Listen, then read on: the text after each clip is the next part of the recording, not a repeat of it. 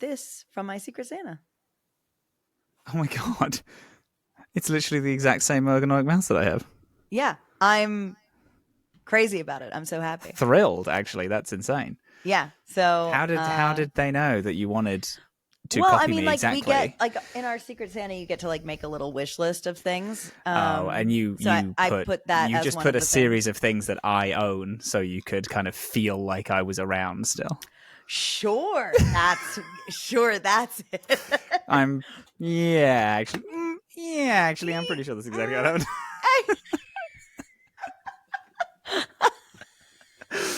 You're just so heartbroken about the fact that I'm no longer in Brooklyn that you. Well, first of all, yes, I am, and I don't appreciate you saying that so flippantly. Obviously, I'm heartbroken. It's devastating. But no, that's not why I wanted a ergonomic mouse. I can miss you in other ways. No. Listen, I bring very few things to the table, but one of them is ergonomic mouses that I have shown several people them, and they've been like, "Oh shit, this is the best ever!" After using it once, and everyone is so suspicious. But it's it's not infrequent. I have bought this exact one for 5 different people now. And that all of them doubt me. Wild, actually. Well, 4 of them doubt me. One of them is my dad, who I bought it for Christmas this year. So he doesn't know that he's getting that yet, but will enjoy it. Doubt you? What do you mean doubt you? Because it looks stupid. And it's no, I would use a mouse like a normal person. And then they I don't know if I'm going to like it being straight up. And then they start using it and they're like, oh, shit. Oh, they doubted you until they started using it. And then they were like, oh, this and they're fucks. Oh, damn, this is the best. Yeah. Yeah, that was, one day, I had a meeting in my silly little, which I like it because mine looks like a little, it's cute. It's a little gerbil. Hamster. Yeah. And I like that. But it died and I didn't have anything and I had a meeting in 30 seconds. So I just stole yours. And then I was instantly oh, I need this.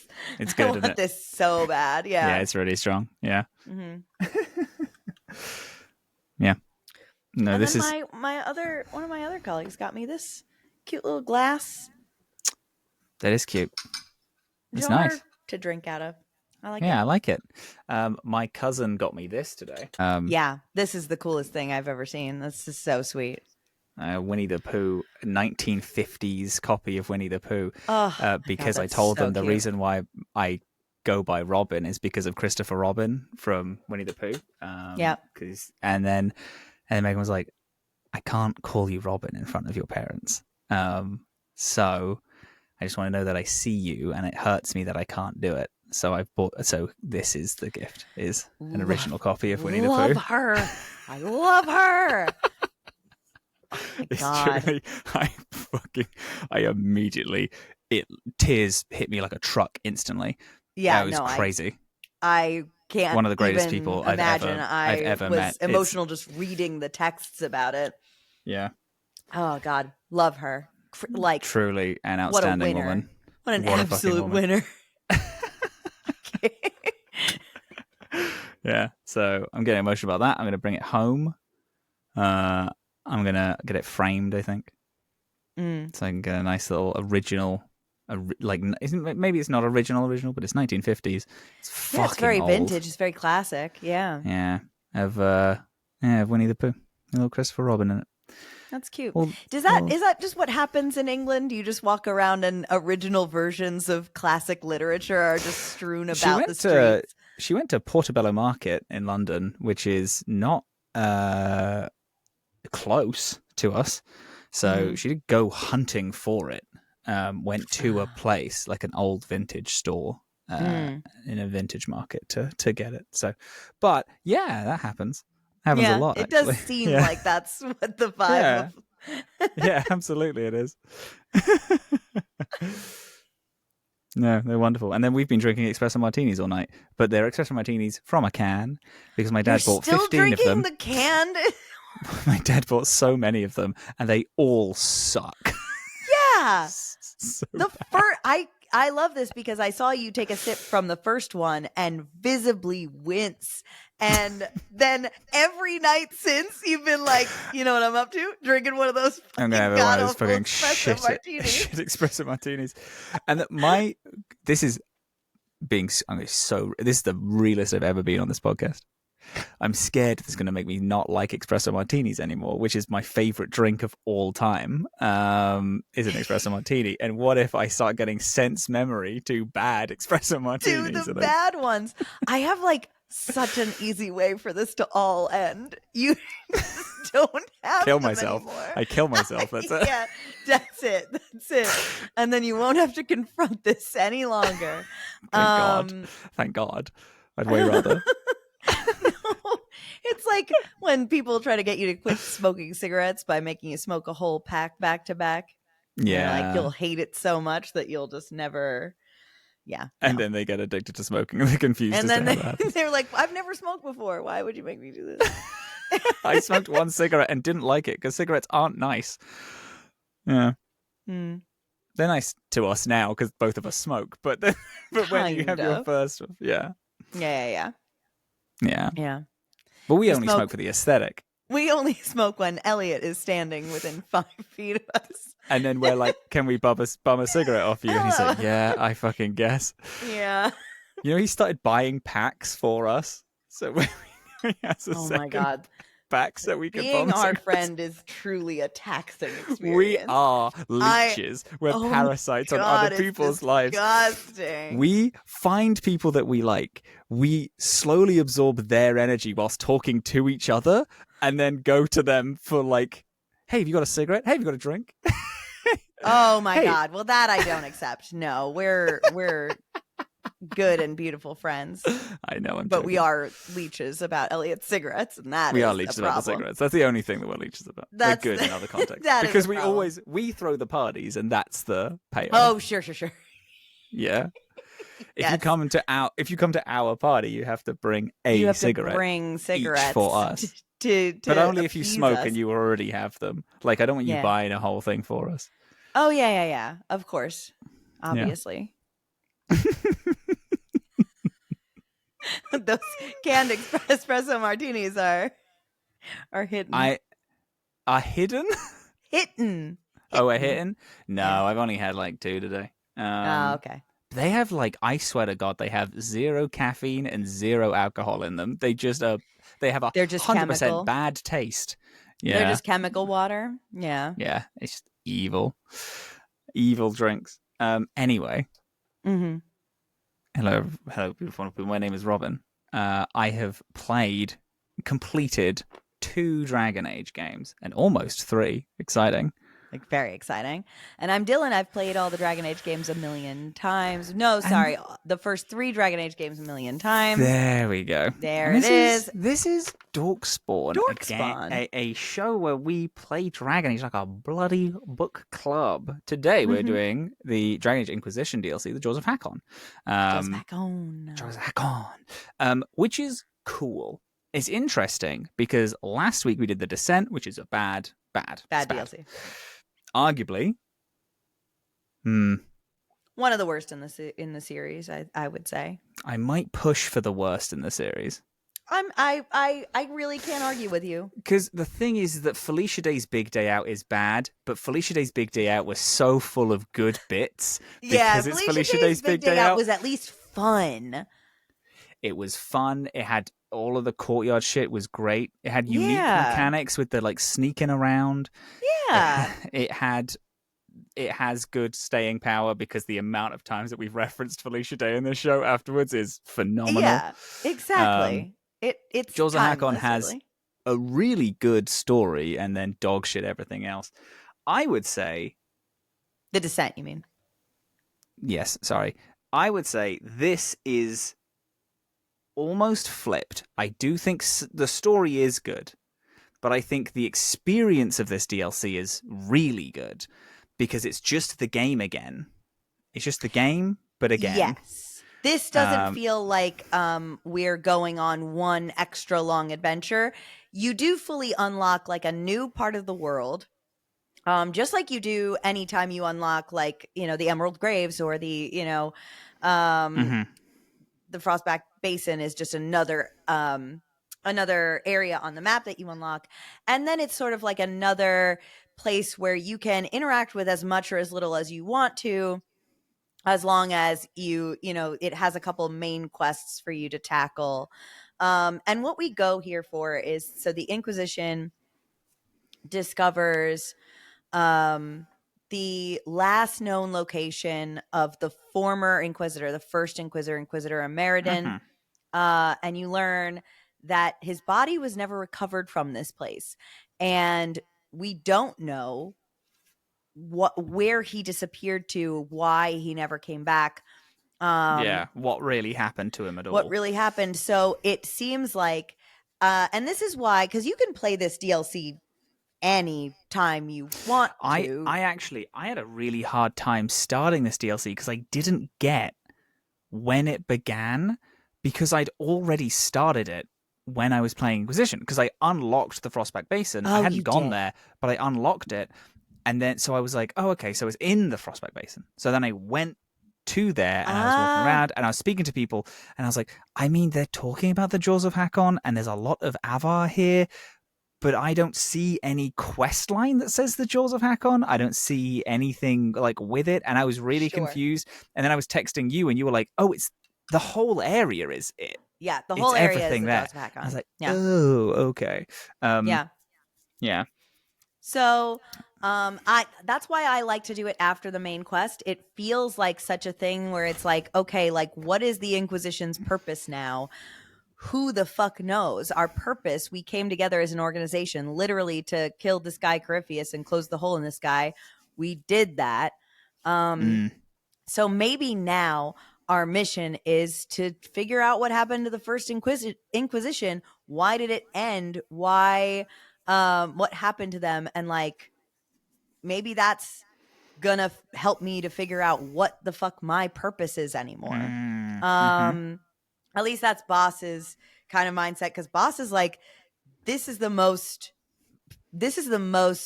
I've ever mattered in my life. I've been a mercenary. I just do other people's jobs for them. mm-hmm, This is I can't let go of this. Like, I don't know how to uh yeah, like say 100%." goodbye to having a purpose in life. I just don't know what it is anymore. So searching for the resting place of the old Inquisitor and finding out what happened seems like a perfectly rational thing to be doing. You go to the Frostback Basin, which is like this, like, in in between the Frostback Mountains, where we've been before in other games and in this one. Mm-hmm, In between the mountains, in that those low lands down there, there are these rivers that flow through, um and then up on the mountains are these like encampments where the Avar live. And it's a cool region. All of, or not all of them, but a lot of the camps that you set are in these like tree houses that like surround that like are way up over the basin floor. um you get a little bit more in the camps than you normally do in the rest of Inquisition. So your mm-hmm, camps don't just have like a tent and a thing to change your party. You also have access to some of your crafting stuff, your mm-hmm. armor and potions and all of that stuff. So you don't have to go all the way back to Skyhold um, every time, which is cool. Um, and there's a lot of like dynamics to this map that I think are fun, because like some things are like in this basin floor and they're like in this murky, muddy, like dark place. And then some of them are like up in this beautiful like treetops area, or like up on the side of a mountain. It's really cool. Um, and so when you get there, Harding introduces you to a professor whose name I forget. I want to say Fenric or Fennec or Oh something like that. shit! I could have sworn I written it down and I didn't. Evil. And he's got a fun accent because I think he's from Starkhaven. Um, I thought he was from Orlais. I know he's in the University of Orlais. Yeah.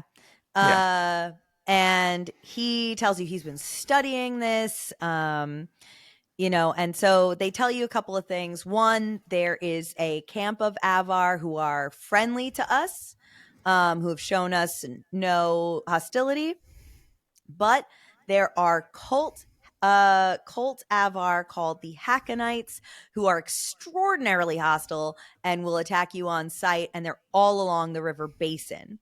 Hmm. And then he also tells you that there's an island that he's marked on the map that might have some clues. There's some strange magic coming from there, but it's heavily guarded, and we don't have a way to get there. Bram So, Kenrick is this thank guy's you, name. He is Henrik. from There you go. Starkhaven, He yes. is from Starkhaven. Fuck yeah. He is. And he goes to the University of Orlais, which is why Hell yeah. yeah, there you go. So, what did you do anything first in this? Like, because there's a couple you can do this in any order of operations, I technically. I naturally, because I was a bit stuck on where to begin, I killed a couple of guys. I destroyed a couple of Avar like Hakkon encampments. Yeah, And then I found myself just going to the island to be like, okay, I'm going to figure this out. sure. To get on the island, because it's so far away, you speak to the fisherman who is having an argument with some of the Hakkonites. And then he's like, I can't just give you the boat because the island is weird and spooky. And if anything happens, then I will be to blame. So go speak to the leader of, her name is Sunhair. Yep. Yeah. Yep. And he's like, go speak to her. And if she says that you can, then sure, I can get you on the boat. And I was like, okay, sure thing. I ran on my way up there. Boo. There was a cool little competition of these guys like trying to climb up a rock as fast as possible.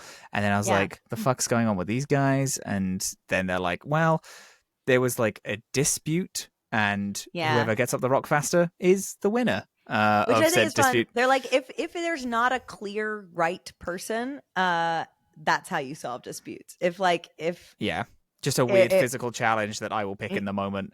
Yeah. And then if one of their claims is really outrageous, then I'll just put rocks on them, and then Yeah. make them do the same challenge. Yeah. And it's like, and the gods will let whoever wants to win, or let whoever's supposed to win and in the right win. And I was like, okay, sure. Then she asks you to go like help out some people. She needs her bear back. Yeah. Actually, no, she does need this, but then also when I'm like, hey, can I use the boat? She's like, oh yeah, I don't care, that's fine. I'm like, oh, okay, thank you very much.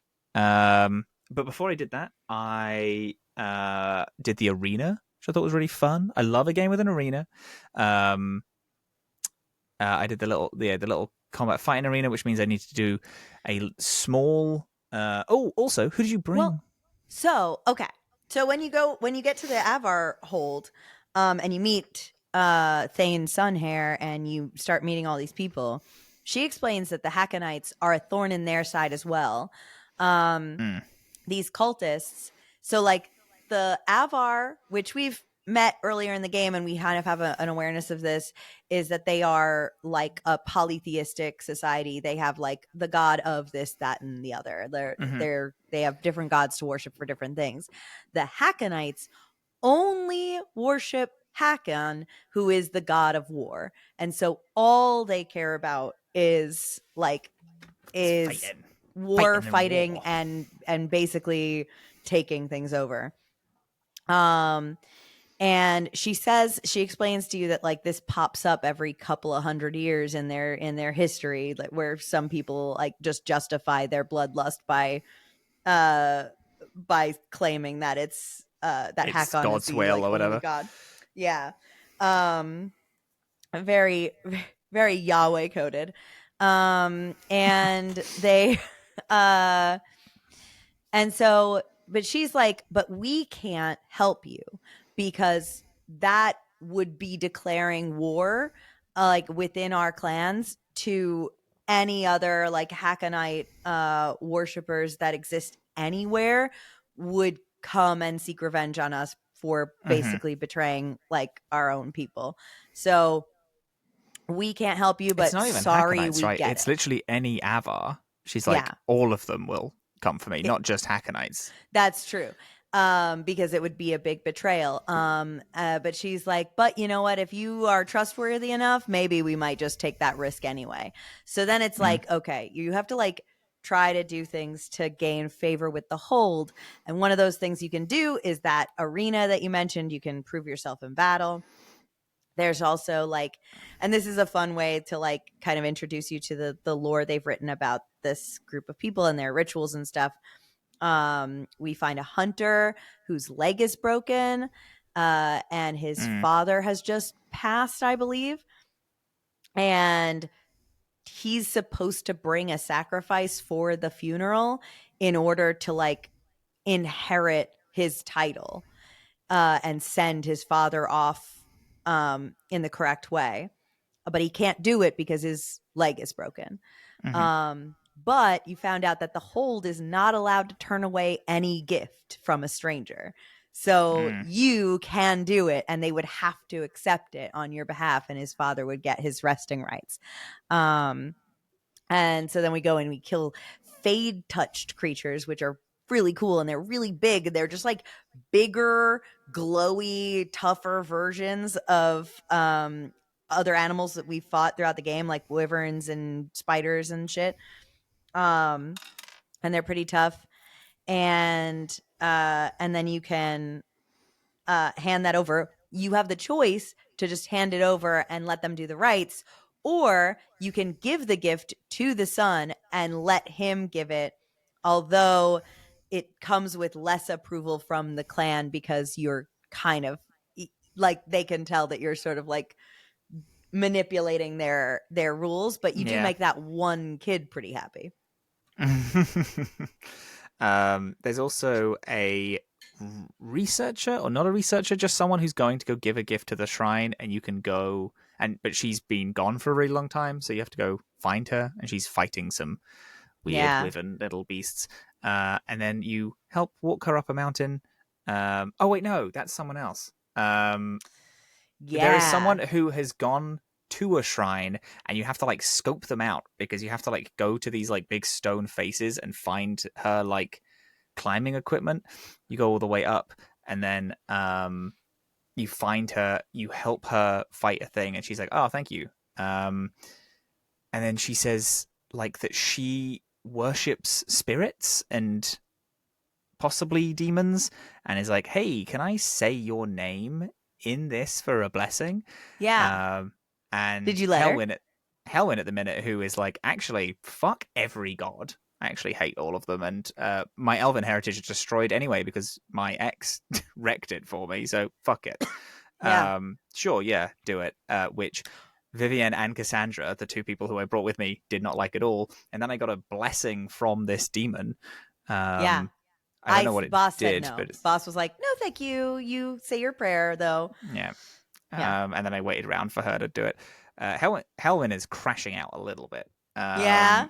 Yeah, Yeah, I so mean her fucking boyfriend love bombed the shit out of her and then left, took and her then bounced. face with him. Crazy Exactly. behavior. Yeah, and was yeah, was fully like, oh yeah, we'll talk about this after, and then just bounced like an evil man, um, evil little bald egg. Oh god. I brought Cassandra, Vivienne, and Cole with me. Good. Um, Good group. three who I really think is good. The reason for Vivienne is because I really have not brought her anywhere in the whole This is a game, good spot for her though, I think. and she hates Cole. She hates him. So, Yep. so almost all of their dialogue was her being like, "Oh, can you tell your scummy little demon not to stand so close to me?" And Cole is like, "I didn't. I'm not a scummy demon." And she's like, shut up, beast." But there's a fun thing when they are arguing with one another, or rather, she's arguing at him, and then he goes into this whole thing where he like reads her past about one time when she was doing the harrowing and came across a demon, and then it was like when she came to all of the Templars were standing around her with their weapons drawn, and then she was like, "Oh, I'm never gonna be that," and she got like, it was like a whole thing where Cole was Yeah. like, "I will," and then Cole said, "I would never let any Templar touch you. I would slaughter them first," and then she's like, sure. And I was like, ooh, I actually love this dynamic of Cole being like this compassion spirit being like, no, I know why you hate me and I refuse to hate you back, actually. Yeah. I refuse to hate you back. And the thing that's funny about that is that we know, and we don't know how much Vivienne knows, that could be up for debate, but we know that Cole means it, because Cole Yeah. has massacred Templars for trying to touch a single mage boy that he did not know. Yeah. That's how his whole existence came to be. So like that's a promise. Yeah, it's he, fully. he would And do it. I really like the dynamic of the two of them. Cassandra was brilliant to bring along because any fight I found slightly too difficult, she would go absolutely sicko mode, as we're calling it on the streets, and survive single-handedly until the end because she's built up 1,000 walls. Um, but then also later on, she has a lot to say about the previous Inquisitor, um, Yes. Yeah. which is really cool. I also kept I had a couple of shift changes throughout this, but I kept Cole pretty consistently. I had Cole, Sarah, Dorian, and Cassandra at one point. I had Cole, Dorian, Iron Bull, uh Cole, Sarah. Yeah. Yeah, that's right. Uh Cole, Sarah, Cole, Iron Bull, Dorian has been my like main for a good chunk of the middle, and then I went back um to Cole, Varric, Cassandra um at the end. Mm-hmm. Yeah. Yeah, For like the the big tough bit. the big one. Um, yeah, but then I got the boat, went to the weird island, um, and there was a bunch of Avar and some spirits, and we killed all Yeah. those. And there's also this like big, like dome, magical dome that I went up to, and Yep. then this spirit started speaking to me, um, and it, the name Talana. Talana, yes, Yes. um, who was the previous Inquisitor's love. Yeah. I'm going to say love in quotation marks because it seems like he had a bit of a romance with many people.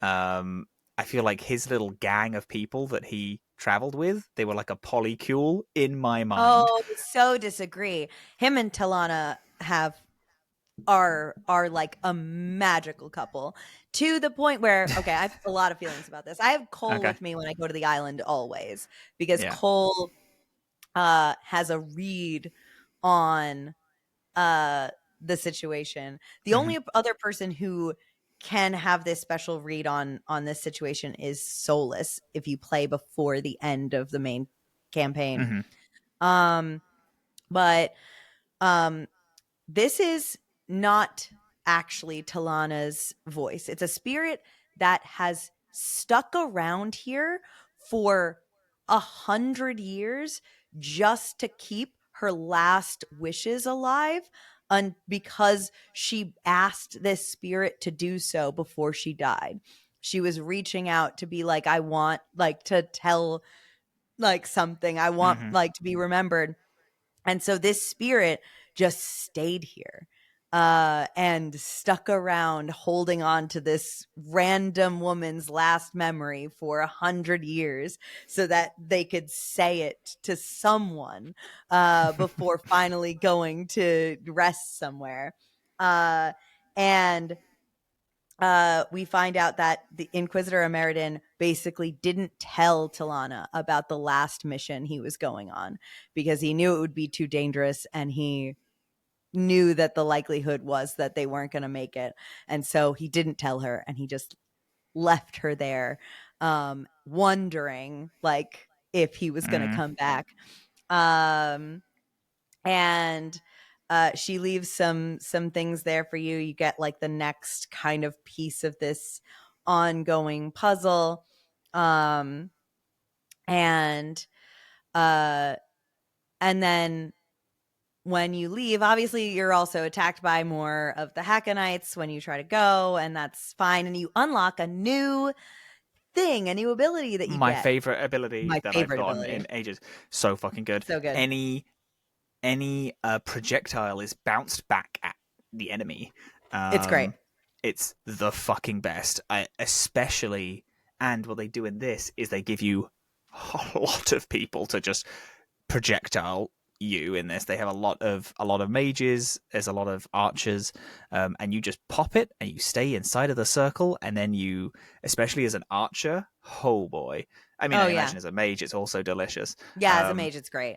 But you just stand in the thing, and then everyone starts getting pelted with your With because their I own yeah, shit. because it's not originally that it bounces back. It's just that But you you can just can't be upgrade hit it. with anything. But I upgraded it so it bounces back. Yeah. Yeah, Mm-hmm. and it's the best shit ever. And also in the final fight, this is a thing which saved my fucking life.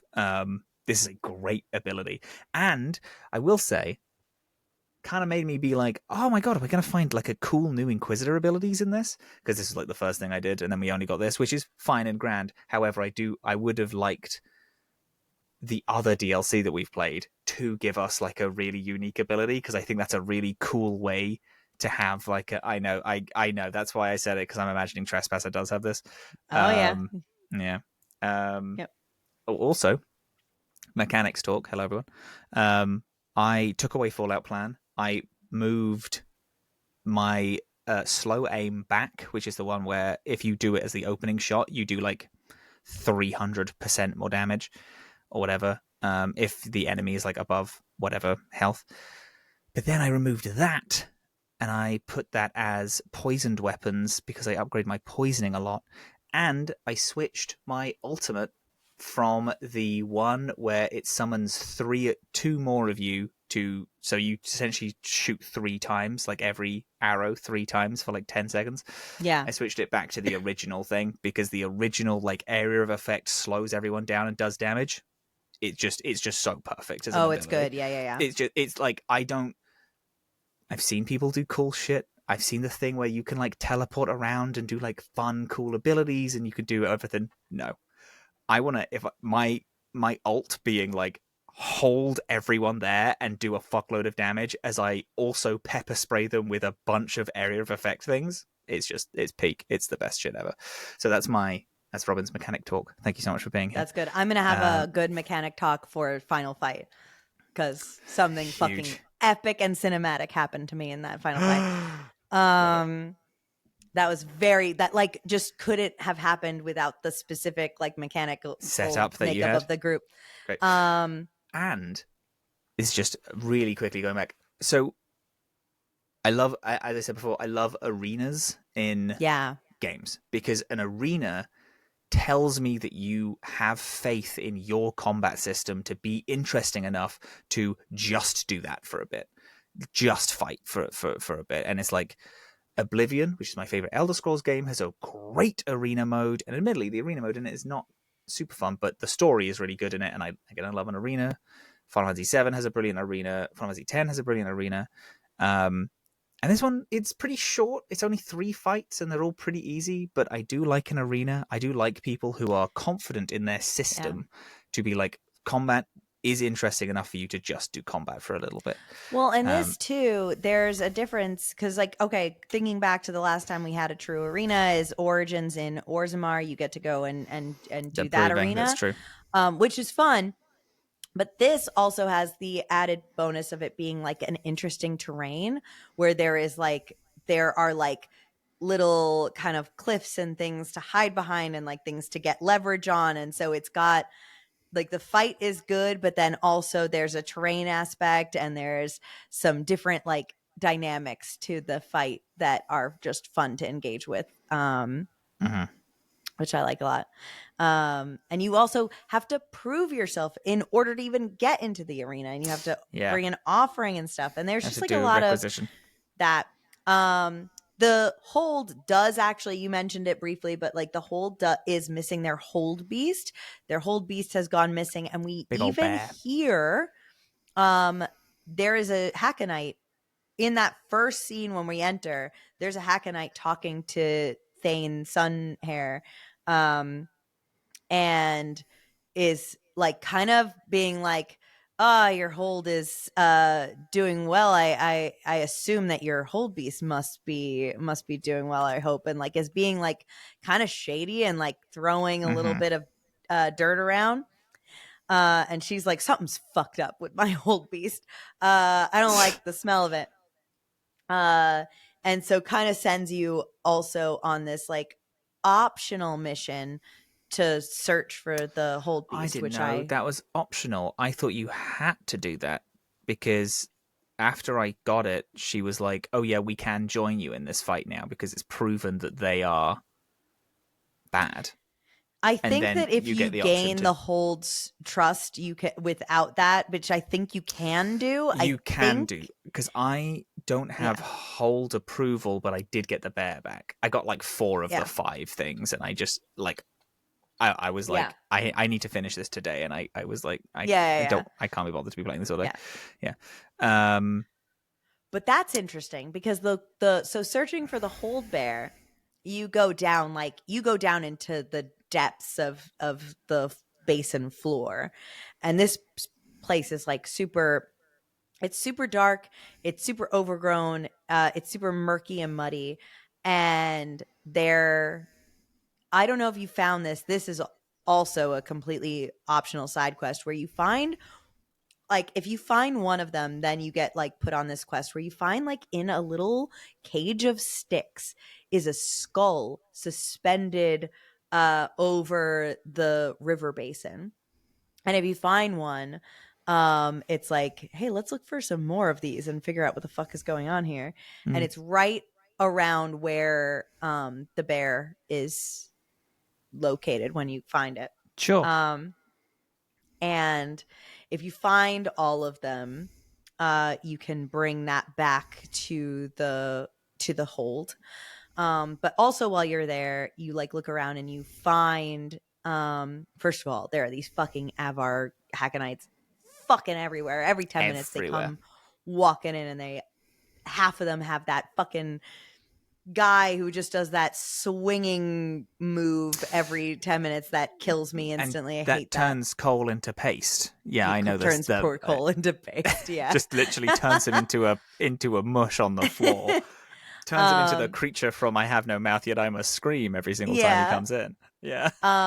We find the bear locked in a cage in a cavern.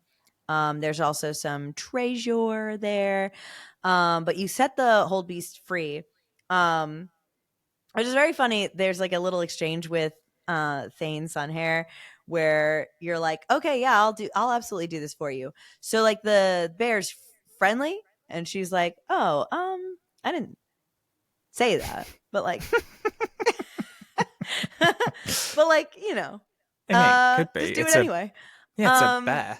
it's a bear. But the bear fights alongside you to kill as many of its captors as possible, which is pretty fucking awesome. Yeah, it's cool. Um, and and then the bear goes home, and you go back, and she's like, yeah, like you said, she's like, oh, they were fucked up. What they were going to do.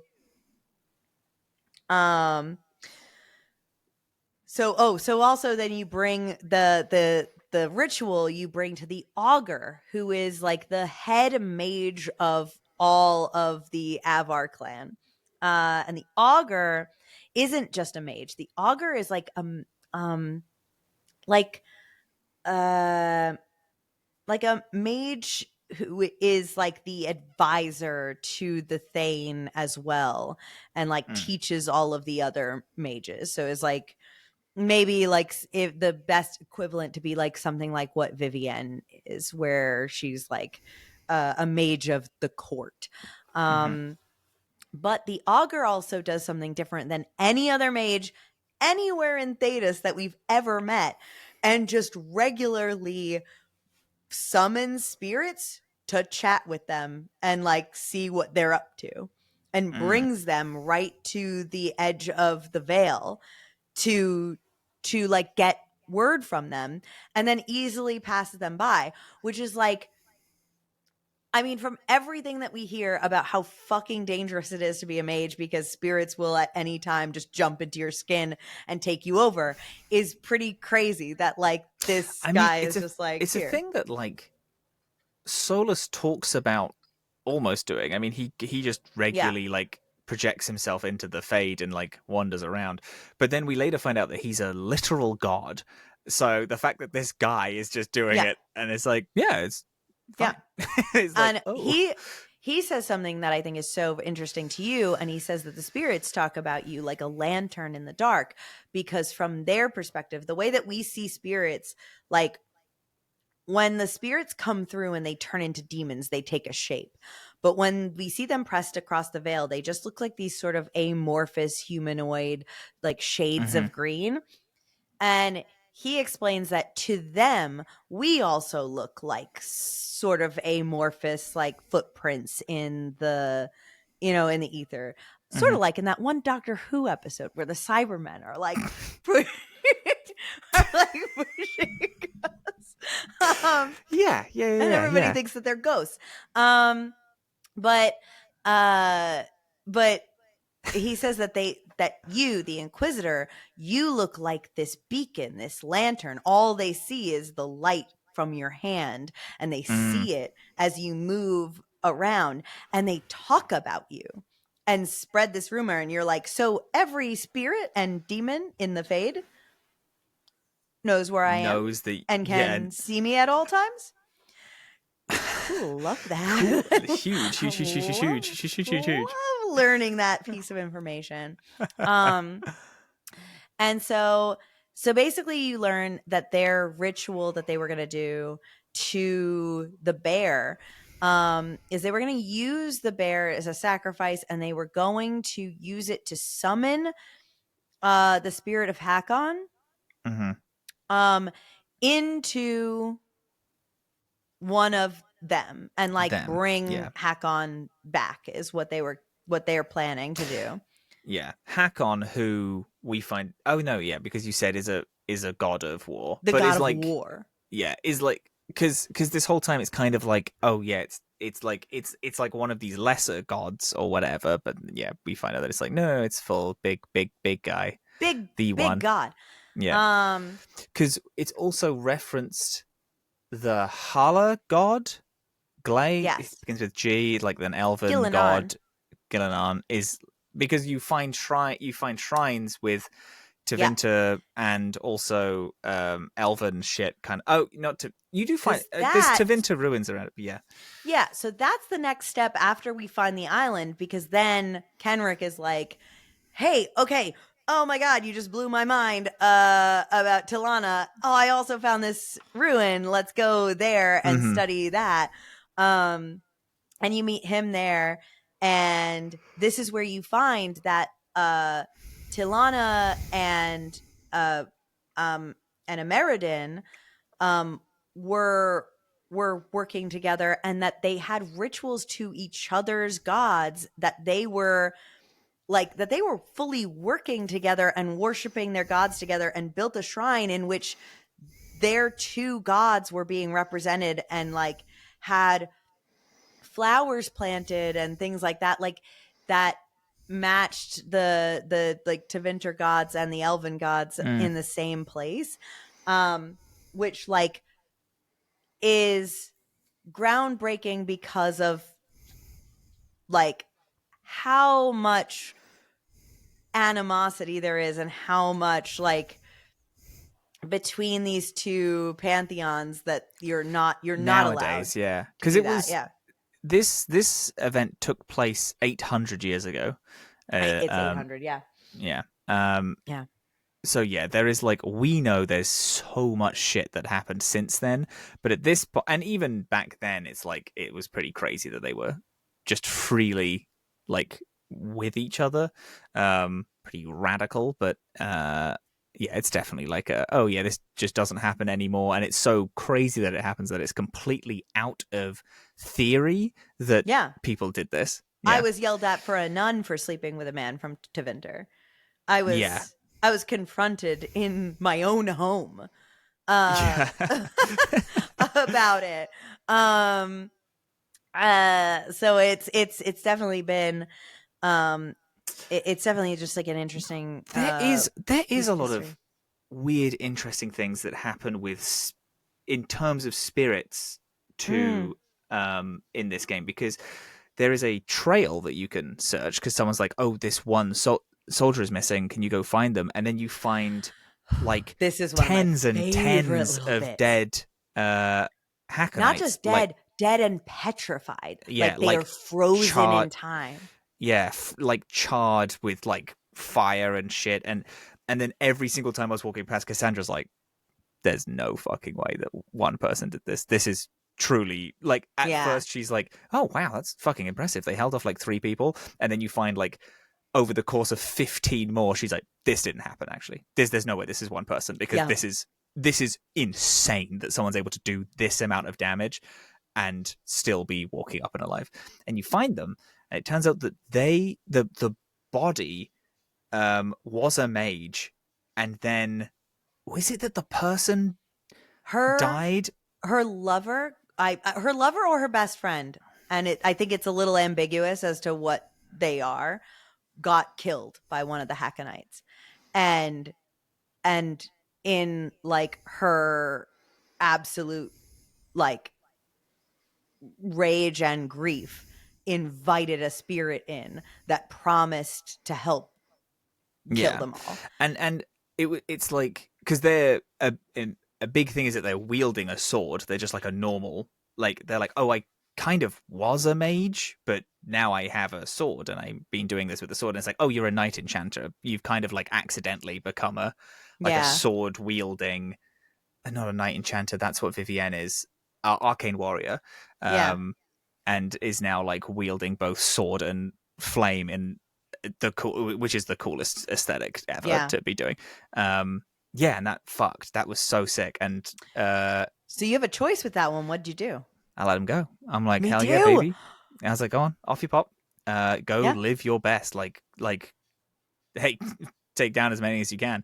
And then Vivienne and Cassandra are like, what the fuck are you doing? Like, then even My Cole, friends as I had was leaving, no problem with it. Dorian was like, yeah, that's oh, fine. that's crazy. Because even Cole was like, you know that she doesn't understand. There's no gray in that. She wants to kill Hakkonites, and she's just going to do that forever, regardless of who they are, or Yeah, like, Cole said that to me too, and I was like, yeah. yeah, great. Seems But good, I think. it's yeah, I don't know. It's like, that's crazy, because it's like she's just going to be doing that forever, Yeah. until someone kills her first, which, according to the last 30 guys, is going to be a little bit of a while. Yeah. And then I went back and I told Harding, and Harding was like, "Oh shit, well, God, I mean, I guess that's sad because they are technically dead." And I'm like, "Yeah, technically." I actually don't agree because she talks to you. Like, it's just like, no, I invited them in. I wanted this. I said yes. I wanted to avenge my Yeah, friend's but death. she clearly is pretty possessed, and is like, doesn't have that much control over it. Maybe.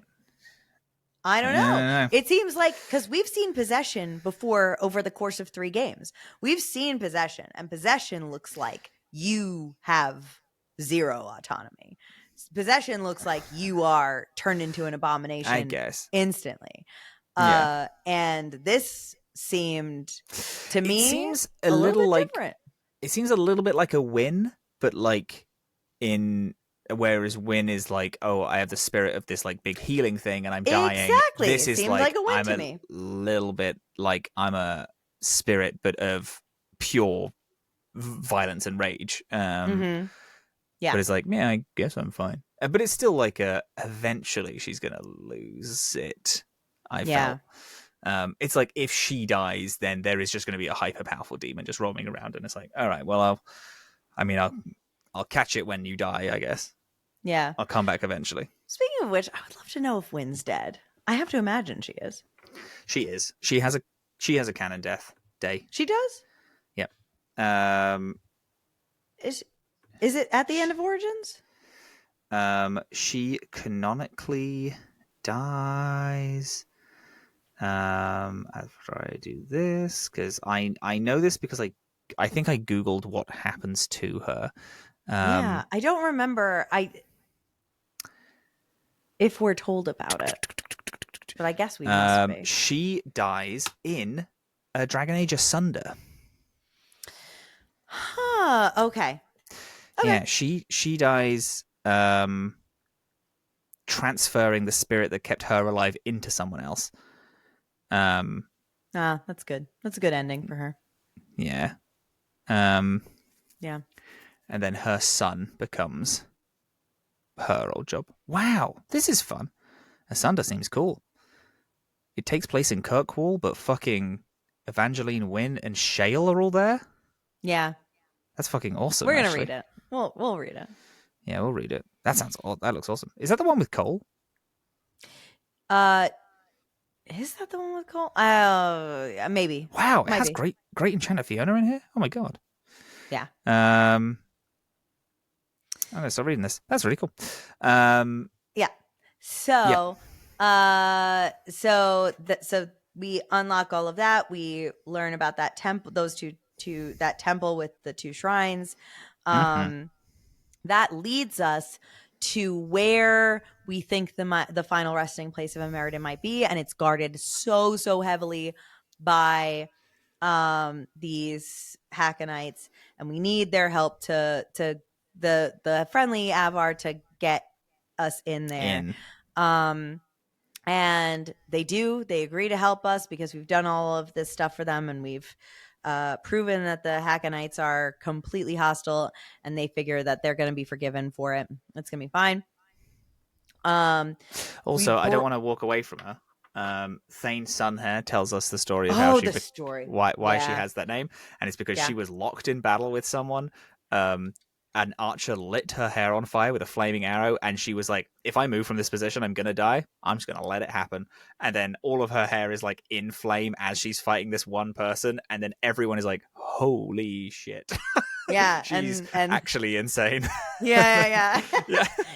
It's awesome. And then we learn that from actually if you go down to like the bard who's at the bar, like down in the lower bits of the encampment, she like gives you a big explanation about like your like these names that you get in the Avar tradition, and like you don't get like the name you're going to be called for the rest of your life until you've done something either so epically badass or so epically disappointing.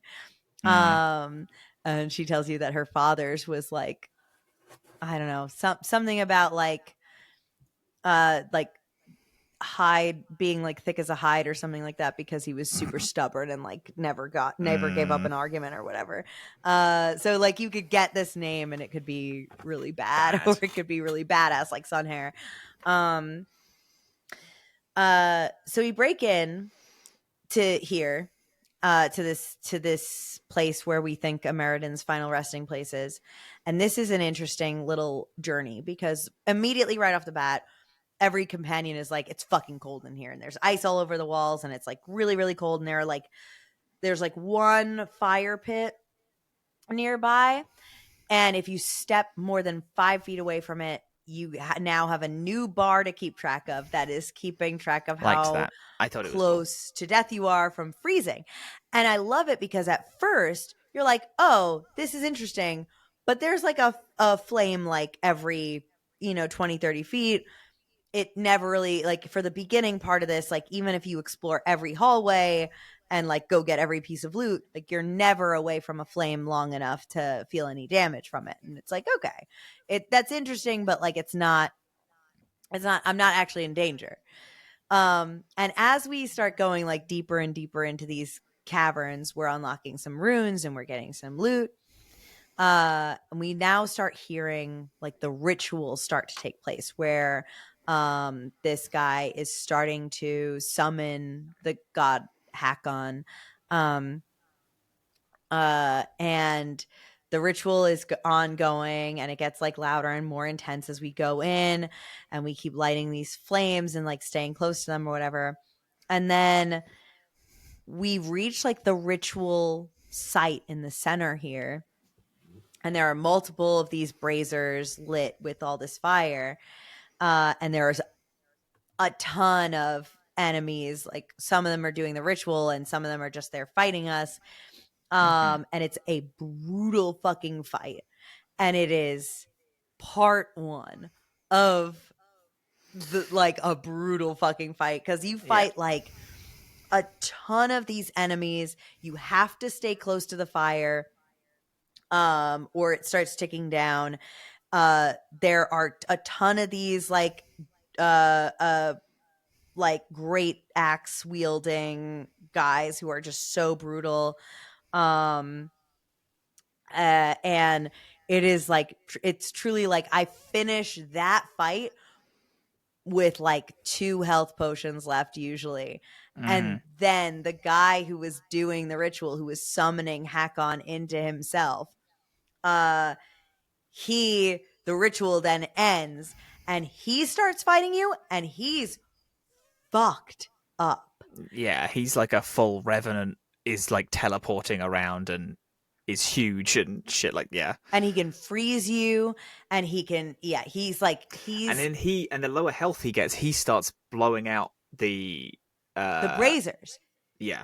Yeah. So then he's like hemming you into one spot to stand, because it's not like an instant death, but it's like okay, you hit the point where it's like, okay, now you're starting to freeze, and then you start slowing down, and then you get like a couple of tick damage, like occasionally, and then the tick damage is like speeding up, and you're like slowed down, so it's like you're moving super fucking slow, and your health is like tick, tick, tick, tick, tick. The other thing is that he is a vessel of cold. So anyone who has to fight him in his immediate range also takes that cold damage, regardless of whether you're near a fire or not. So your benefit for this fight is to have as many of your party as possible to be range damage. Because this one was me actually reviving Cassandra over and over again, because Cassandra Crazy kept going taking down. all of that damage. You fucking, by the skin of your teeth, I feel like, for me at least, you kill this guy. And what it is like, this guy kept walking into traps. I embarrassed him a little bit, but he was very tough. Yeah. But in the center of this fight is literally the dragon, the Hakkon. Oh, it's a great visual. Oh, it's a great visual. Frozen, encased in ice, in confrontation with Inquisitor Ameridan. Like, the two of them are locked in battle, frozen in ice in the center piece of this room. Like, and that's where they were doing this ritual. They were literally sucking the god Hakkon out of this dragon and into this guy, and we interrupt it. And then as the ritual ends, like, Inquisitor Ameridan unfreezes and is able to speak to us. Yeah. He asks us a lot of questions. Just like, who are you? No, actually, he doesn't even ask us a lot of questions. He's like, oh god, I'm so sorry. I don't like. I tried for as long as I could. How long did I try for? How long was I able to hold this guy? Because I wasn't strong enough to clearly to hold him for. I wasn't strong enough to fight him, so I decided to freeze him in time. How long was I out? And you're like, 800 years, and he's like, oh god. Like, yeah. Did the love of my life die peacefully? And I'm like, no, she died alone, waiting for you. And he's like, oh my fucking god. Like, oh my god, okay. But you're a seeker though. How are the seekers? Oh, dude, really bad actually. You know the rite of tranquil, the tranquil thing, and he's like, yeah, they only put it on seekers temporarily. He's like, yeah, they do it to all mages now, and he's like, oh my fucking god. So okay, what about it's like, oh, you're an elf, it's good to see, it's nice to see elves, how are we doing? Yeah, so about 20 years after you did this, we all got put into big slavery and it's Yeah. really fucking bad. He's Jesus like, fucking Christ, yeah. cool, dude, cool. Can you kill this dragon? Yeah, I'm gonna die now. Yeah. Actually, I'm gonna join my wife, I don't want to fucking be here. Yeah, and it's just him just continuously asking, oh, how is this? And you're like, oh, bad, It's pretty really bad. bad. It's It's a really bad bad, actually. situation. Yeah. Everything. Because a lot of the things that he's talking about are things that are like, he's like, yeah, it's fine though. It's like, it's good. And like, people have given me their word that it won't like twist into something evil. Um, and I believe him. I believe that the world is on the up and up and will be okay. And then you're like, actually, pretty much as soon as you died, everything went quite solidly to shit. Yeah. Like everyone was Yeah. abused, and everything that you had people promise you that they wouldn't abuse, they did immediately Yeah. as soon as you went out of their eye line. And I think that was a big moment for Helwyn specifically, because her whole thing is like, she's trying to do all this good stuff, and is now like being rude to people and is like not caring about, it's like, yeah, like whatever, like it doesn't fucking matter if we do this because of blah blah blah, and is now seeing like, oh, I actually need to do more good, because as soon as I'm gone, everyone is gonna fucking turn immediately and try to fuck me over. And Yeah. so now she's, That's such an interesting and a very logical take for Helen, it seems. But Boss is like, everybody is going to twist everything that I yeah, do. Like, it's just like, I can't. Yeah, I have to. Boss is like, I have to fucking lock in. yeah, Yeah. And he sacrifices himself to take one last like kind of blow against the dragon before the dragon unfreezes in time and flies off. I remember the first time I played when that dragon unfroze, and I was like, you have to be kidding me. I cannot fight this fighting dragon this right thing now. right now. Yeah, You have to be joking. I will die. Um, and they are joking. they are joking. The dragon Dragon leaves, flies thankfully. off, but then freezes the whole river, which I think is really fucking cool. And you That is fight really the dragon cool. on this giant like ice arena that is created. Yeah. But then also there's a bunch of memories that you see floating This around is now. this is beautiful. And it must have been beautiful. Did you still have Viv with you for this one? I had Viv still. Yeah. Oh, that must have been cool. That must have been cool, cuz I love the memories thing. So it's like you start searching for this, and Ameridan's memories, like literally like his sort of like last journey memories, because Ameridan goes on this last quest, um which like Ameridan is sent to, like, his last quest is that he's sent to kill oh god, he's, what the fuck is he sent to do? He's sent um to kill this dragon by somebody whose name I forget. Mm-hmm. By uh Emperor Dracon.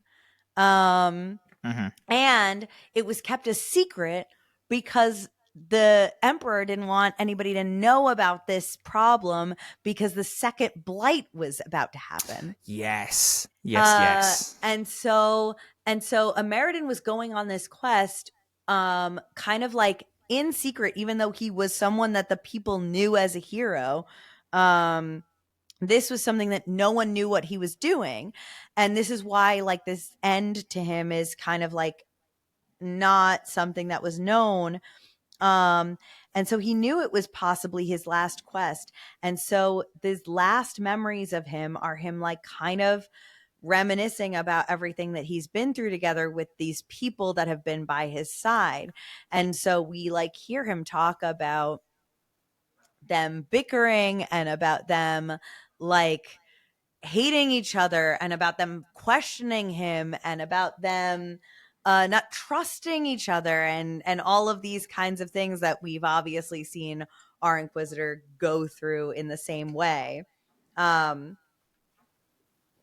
but he's talking about it all in this sort of like loving way about like how, you know, it was all worth it to do. And it's like, I don't know, it's just very, it's very impactful. It can be very impactful, especially depending on what companions you've kind of taken with you on your journey. Mm. If you've only ever taken people who get along, it might not hit very well. But like if you've gotten like to have those bits between like Cole and Vivienne, or Sarah and Solus, and like, you know, these like really contentious things like Iron Bull and Dorian, um and how much they kind of like hate and distrust each other, and stuff, then it can really hit pretty good. um yeah, Yeah. I like it a lot. No, it's cute. It's good, and that's what made me be like, oh my god, they all love each other, because it's just like it's a party. It's like he's just talking about the adventures of this like party of people that he's traveling with, and Yeah, like and him reminiscing about, you know, the love that he had for all of them and the regrets, and like, I mean, even lovingly saying like, oh yeah, like he had like a dwarf companion who was like trying to make this new like alchemical concoction and getting on this other person's nerves, and then even Cassandra's like, oh my god, a dwarf getting on your nerves, imagine. But it's yeah, like he says it so like, yeah, no, I liked it when they got on my nerves, because that means, you know, we are alive, and that's good, that's like yeah, us being friends. And it's like, oh, that's fucking cute, actually. I yeah, should. it is really cute. Yeah, no, it's It's really good. good. And then you find the fucking dragon, And you find the and fucking dragon. I don't think I don't think this is the hardest dragon fight in the whole game, but it No, I've definitely definitely, is yeah. an interesting one because of what you mentioned, that like the terrain is all ice. Like, Yeah.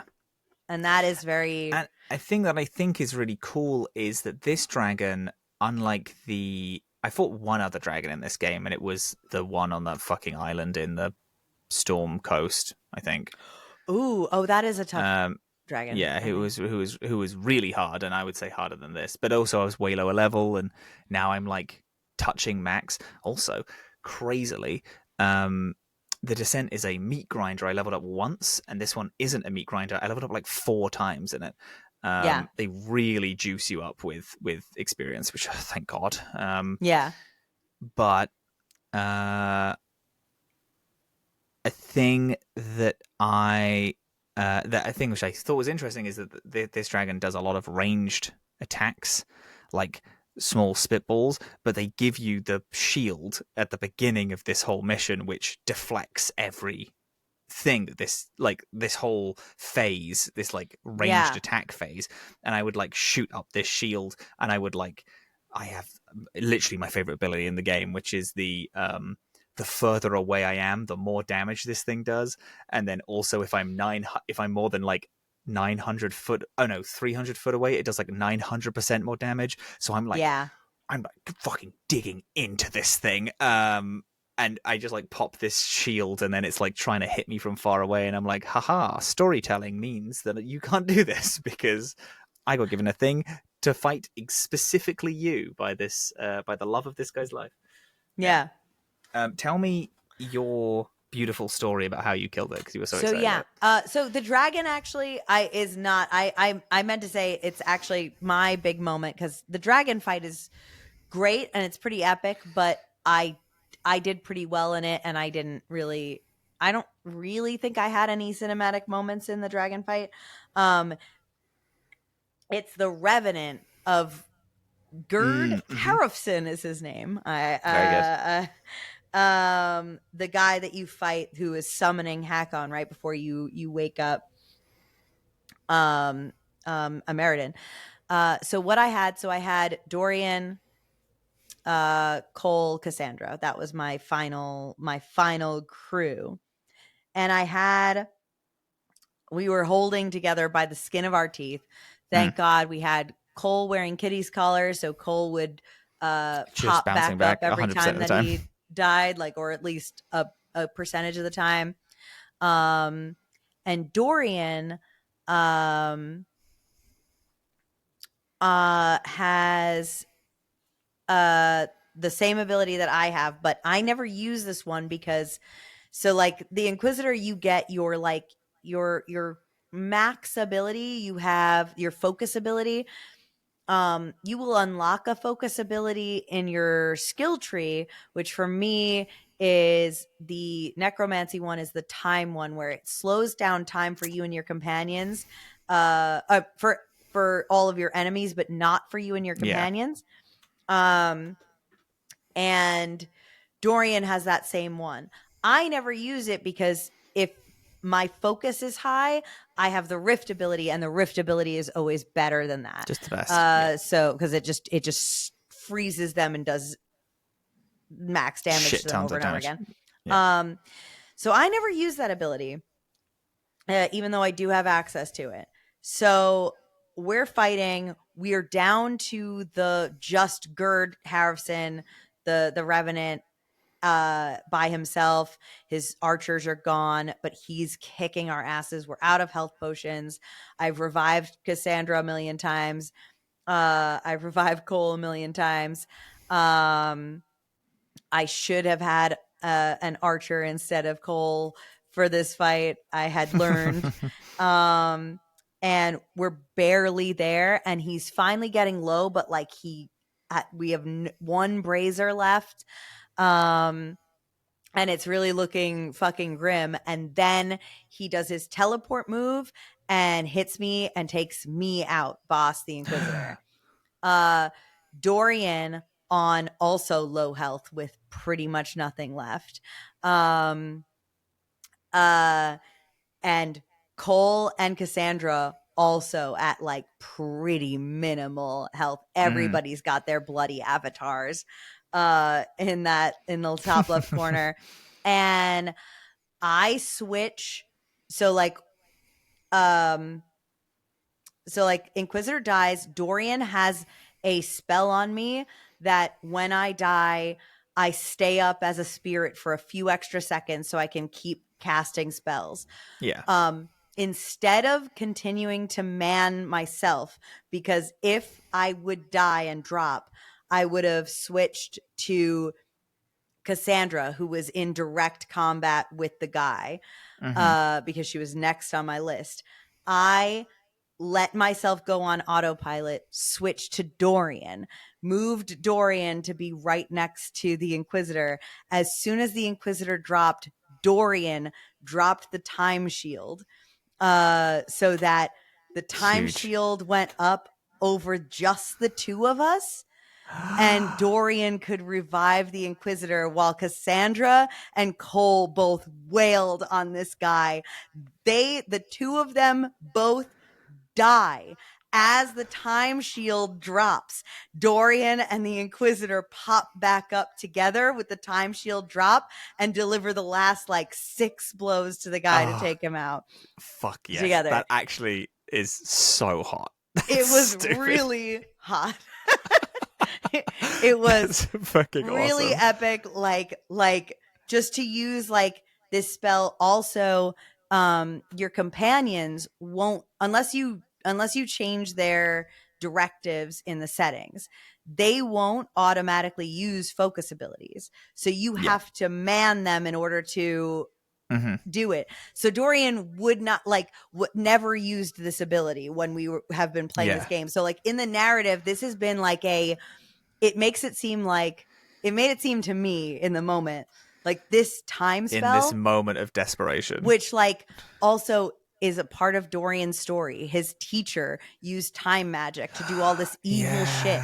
Yeah. Like Dorian has been holding on to this ability to manipulate time for a year, and the Inquisitor falls and he drops it instantly, and just rips it out, manipulates time just to save the love of his life, bring him back from the brink, and like Oh come my back god. just in time to kill this motherfucker. It Oh my was god. awesome. That fucking rules, actually. That's Yeah. so fucking sick. That's Yeah. crazy. It Oh, was holy great. shit. Damn. sometimes mechanics are good fucking storytelling, and that Yes, was exactly. it. Mechanics Yeah. help fuel story, and I am always saying this. You Much are that always saying and I this, am and that genuinely is actually, games. That and that is is games. genuinely games. And we should kill them with a gun. We should. This series of jokes brought to you by our 4 friends and our little in jokes. Mm-hmm. After. Yeah. So you kill the That's dragon, awesome. and then Harding. So you kill the dragon who is embedded with the spirit of Hakkon or whatever, and then Harding shows up, walks out of the ice. Hello, she says. She has a nice moment, which she's like, she's like, "Damn, you are fucking good." And it's like, "Yeah, you saw me kill Corypheus," and she's like, "No, I saw the rock in the sky because I was too far away. I couldn't see anything. I was like below you, but it's crazy to see you up close doing the damn thing." And I was like, "Oh, hell yeah, dude. Yeah, I guess that is different." And I love Harding. She's very cute. Also, Harding and this professor, There's a vibe. come on. It's like they have to be together. There's a vibe They, for sure. yeah, absolutely there is. Yeah, and then she does something. She says something. She makes a And then, comment about how you pick too much elf fruit, which I'm like, oh, I thought that was pretty funny. Yeah, I did like that. hey, You're what? asking me to do this.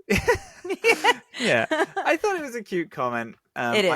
I was wondering when I was doing it. I was like, I wonder if she changes the joke depending, like, if the joke is like dependent on how much, what's the most that you've picked, and the joke switches. And I was like, I don't think it is. It's just like elf fruit because there's a pretty fucking high chance that you've done the most fucking elf fruit because that's the game. But I thought that was a fun little. It's fun. Fun little it's cute. Comment. She also makes a comment about how kind of no one's ever gonna appreciate you. Like no one's. And that is the theme of the Jaws of Hakkon, is that no one will actually understand or appreciate the work that you specifically are putting into making sure the world is safe. When you're gone, everyone will fuck you over. Everyone is going to forget, regardless of your sacrifice. Like, this guy for the last 800 years has kept a god at bay, and nobody remembers his name. Not even you knew who he was. Yeah. Until you actively went to go find him, and everyone on this island is just like, yeah, no, these guys are just acting weird. I don't know what the fuck it is. And that's the only reason why you've gone back to find him. And Boss did not handle that well. Boss did not think that was a cute comment.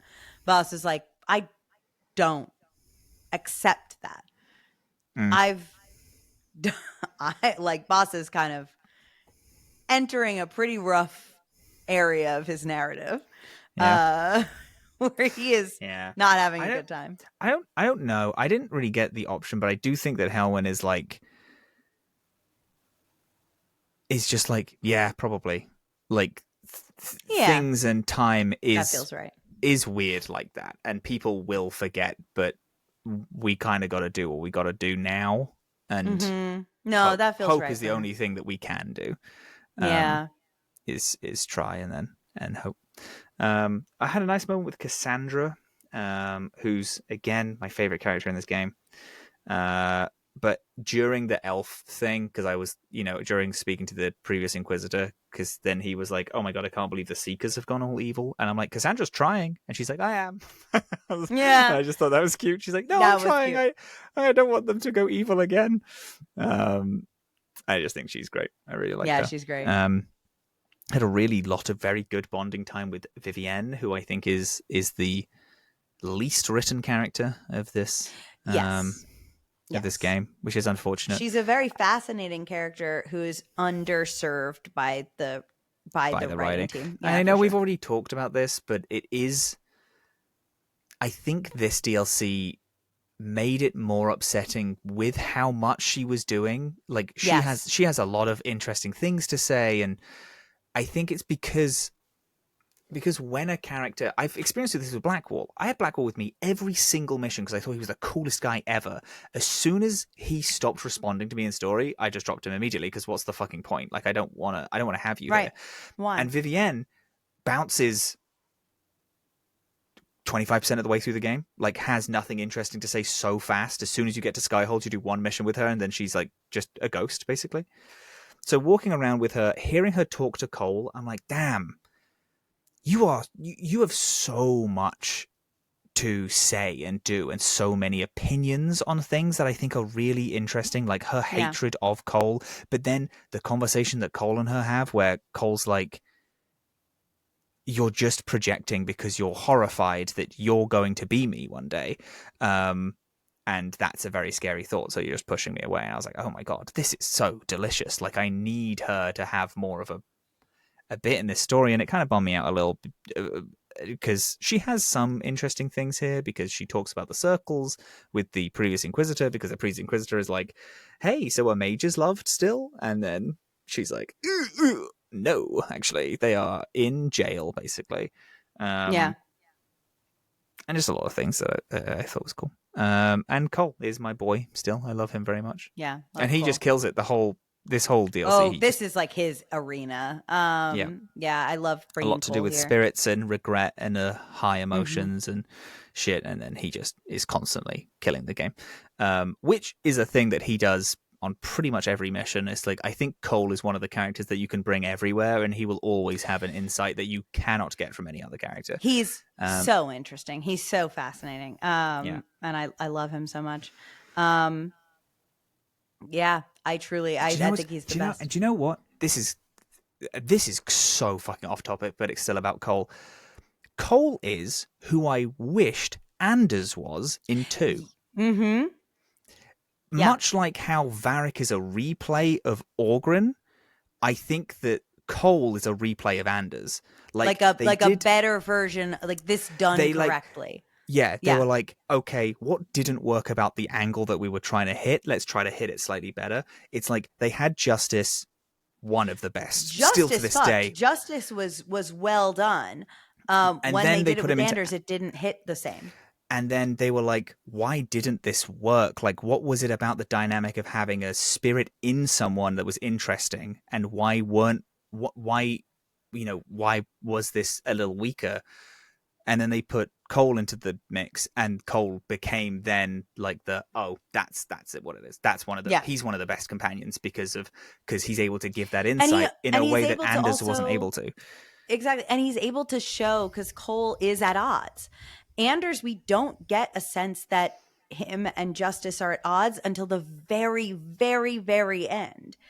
Yeah. Like we don't have any sense that there's any sort of conflict between him and the spirit inside him until the Well, very we end, get and then it's over kind of and then it's instantly. over. But I mean, I'd like to push back against that. We get a little bit of it. Like one of our first interactions with Anders is him is Anders losing his cool and vengeance coming out.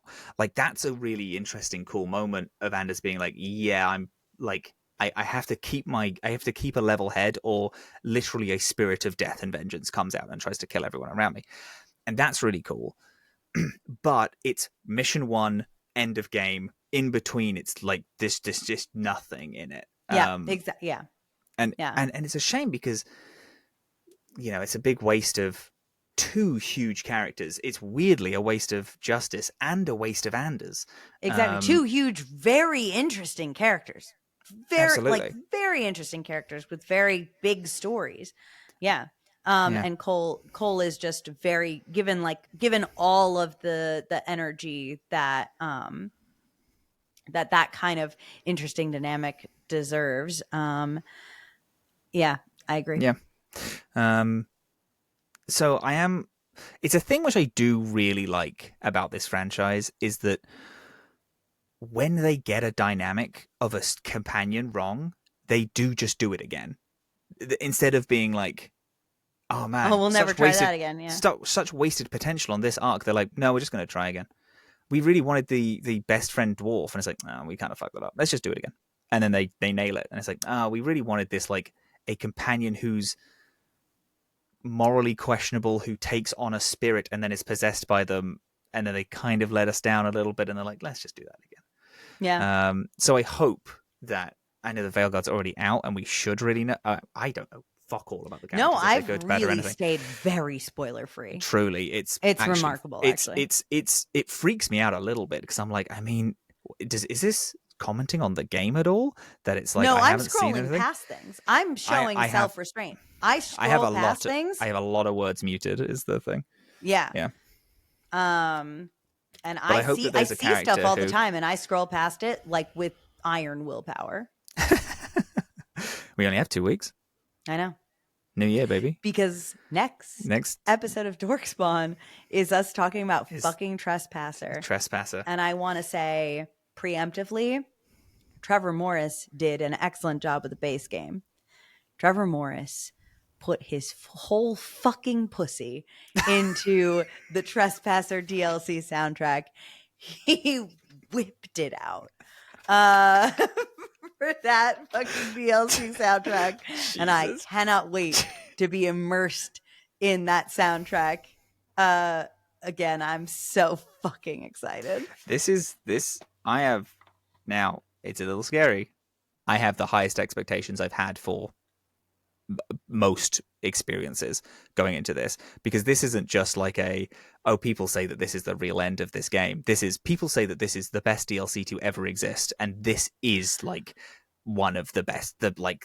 This is the best Dragon Age thing, and this is what everyone left off on for like a decade. That's interesting. This leads into the Veilguard. Like, this is the Veilguard storyline, and like, that's true. That's definitely true. This is the biggest shit, and I don't know. I guess I do agree that it is the best DLC. I think I do. I don't know if it's. I think that Jaws of Hakkon is my favorite DLC. I think this is the best DLC, probably. I think the most important thing about Trespasser is it is the real end of the game. And so any war table operations that seem interesting to you that you haven't done yet, do them.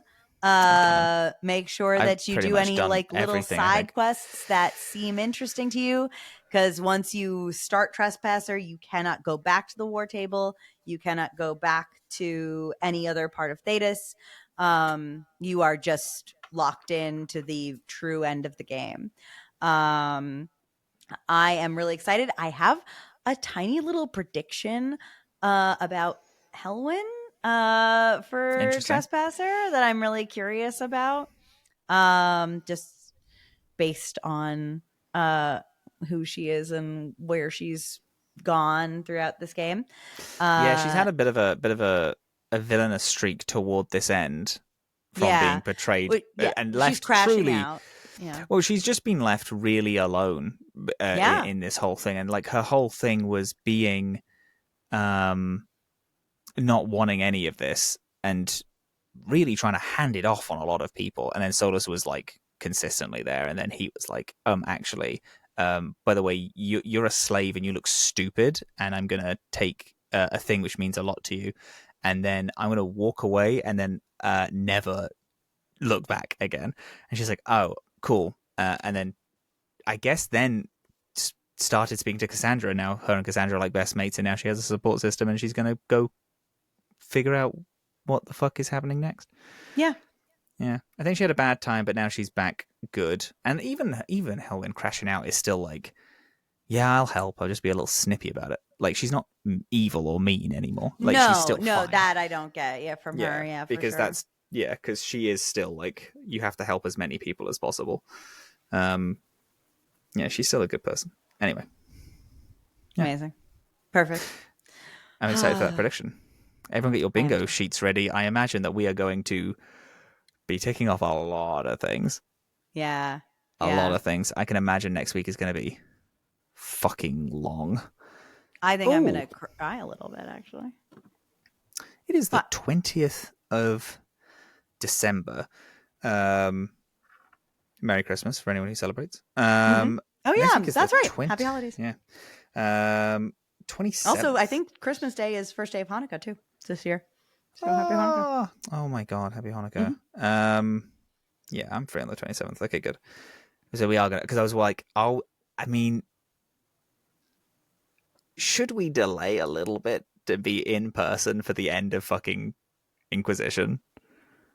Jeez. Jeez, Louise. Let me look at a calendar here. Because it will be 3 extra days. Oh, It's New Year's, so it would mean that we'll be taking 2 weeks off, but we'll be able to be in person, and we we can. could record it in person on like the night you come in. We'll be hosting.